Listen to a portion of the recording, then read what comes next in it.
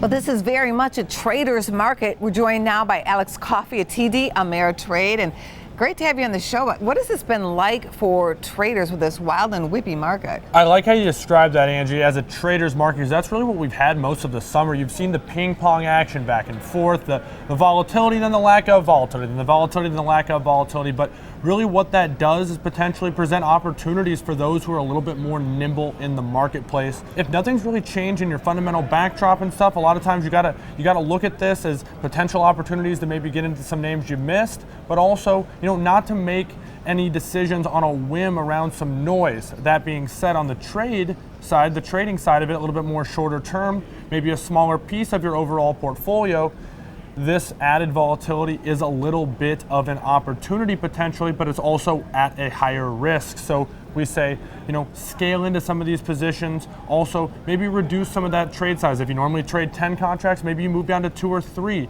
Use this as an opportunity, although there's more volatility, to reduce that exposure, to take advantage of that a little bit. Well, those are terrific tips. Let's get to some trades here. Procter & Gamble on your list. Yeah, so another thing that traders do when they're looking at markets that are a little bit more shaky, a little bit more volatile, is they tend to go back to names that they trust. Procter & Gamble over the last 12 months, one of the most consistent performers. You've seen a stock, if you look at it on a chart, basically straight upwards without a lot of volatility. It's in that consumer staples space, which tends to act a little bit more defensive. Seeing traders add a little bit more duration, they're still going to the fundamental trading strategy of selling the put spread, but going out to September, looking at the 115, 110 put spreads for a little over $1.20. Any other trades before you take off? Yeah, another name, been really consistent growth performer as well so far over the last year, which is Microsoft, selling off in sympathy with the overall markets. Maybe another opportunity being seen by traders as they step in there and look at the same expiration that September monthly, the 130, 125 put spreads for a similar price, a little over $1 for each one of those spreads. Thank you. Have a great trading day. Thanks.